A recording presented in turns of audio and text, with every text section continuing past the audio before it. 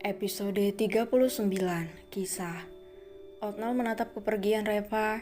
Dia dibuat terheran-heran dengan perangai gadis itu. Dian, apa benar dia orang yang sama? Kenapa dia begitu manja padamu tapi seperti setan saat melihat kami?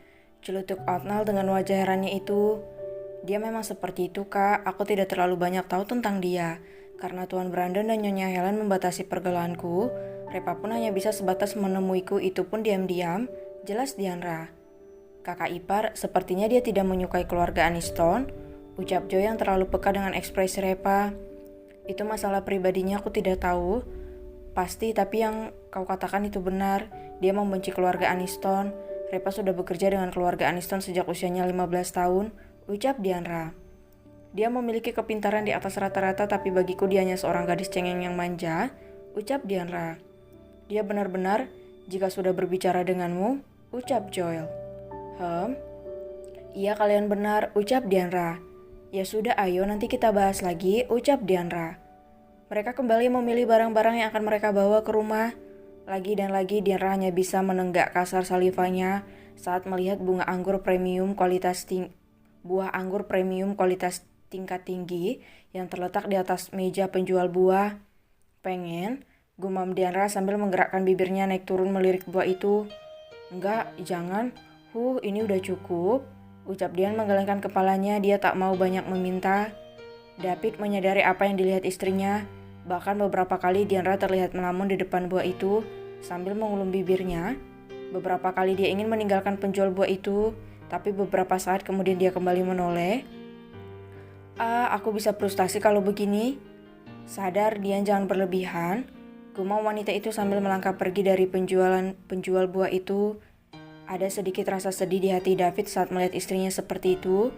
Dian seperti tidak pernah menikmati makanan seperti itu. Tentu saja tidak, karena Nyonya Helen selalu membedakan makanan untuk dirinya. Kenapa tidak diambil?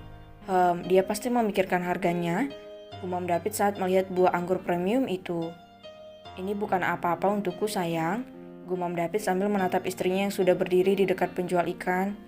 David memasukkan 6 bungkus buah anggur premium ke dalam troli belanja, lalu buah premium lainnya.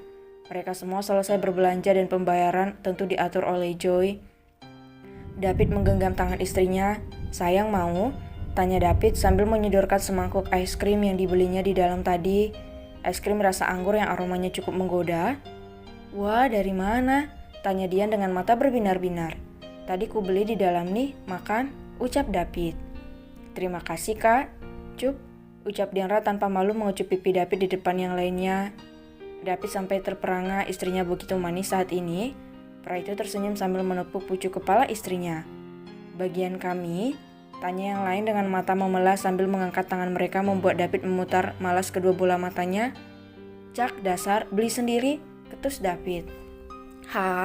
Mereka semua tertawa. Dian menikmati es krimnya dengan senyum mereka. Setelah ini kemana? Tanya Joy yang memilih bergabung bersama mereka daripada harus pulang dan tidur kembali di apartemennya. Kemana Dian? Tanya mereka pada Dianra. Entah, kekeh wanita itu yang asik menikmati es krim dari suaminya. Kalau begitu ikut aku saja, ajak Pasko. Wah, jarang-jarang nih Kak Pasko ngajak-ngajak, ada apa gerangan? Tanya Joy sambil menaikkan satu alisnya. Dia terlalu senang menggoda pria sangar itu.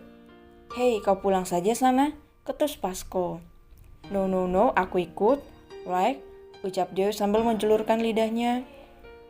Cak, dasar pembuat onar, umpat Pasko namun dibalas senyuman jahil oleh Joy. Mereka pun pergi mengikuti mobil Pasko. Pria itu mengemudi menuju sebuah mall terkenal di negara itu. Mall terbesar dengan barang-barang branded dan mewah dan tentu harga yang fantastis, padahal mereka hanya menjual nama saja. Wah, si Pasko udah gila Joy, dia pasti bakal belanjain Dianra nih, celutuk Otnell yang menumpang di mobil Joy, sedangkan mobilnya dibawa oleh David. Itu pun kalau kakak ipar mau kak, Dari yang kulihat saja semua barang dipilihnya barang diskon. Mana mau kakak ipar memilih barang mahal? Ucap Joy. Padahal itu tidak seberapa bagi suaminya. Ucap Joy. Kau benar. Betapa beruntungnya David mendapatkan wanita seperti Diandra. Ucap Otnal. Kakak iri ya? Haha, goda Joy. Cak, tentu saja bego. Seandainya ada wanita seperti Diandra, hidupku akan menyenangkan. Ucap Otnal. Bagaimana dengan aku? Aku kan cantik, baik hati, pintar dan rajin menabung. Ucap Joy dengan senyum jahil di wajahnya. What? Baik hati? Enggak tuh. Kau itu setan kecil sama seperti bosmu itu. Ucap Otnil. Jangan mengatakan fakta, Kak. Bagaimana dengan Repa? Kurasa kalian akan cocok. Ucap Joy sambil tertawa terbahak-bahak. Oh no, enggak deh, mending gak usah. Dia itu seperti serigala berbulu domba. Kelihatannya aja imut tapi mematikan.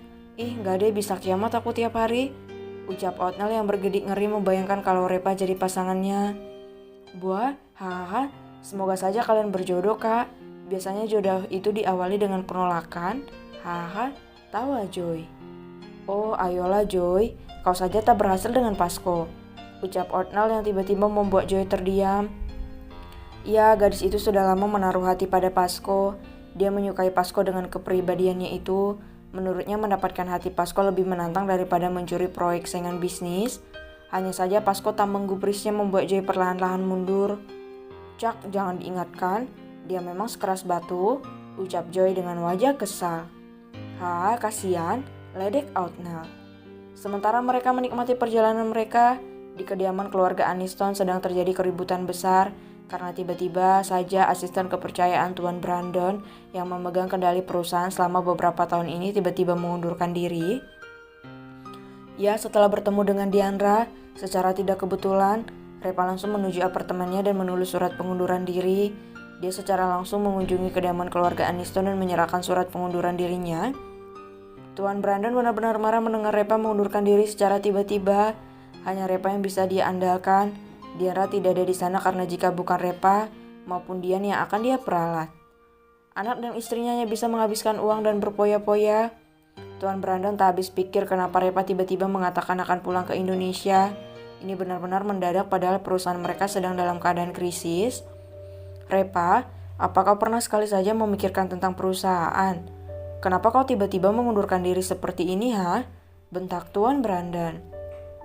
Nyonya Helen dan Bella juga terkejut dengan keputusan mendadak gadis itu.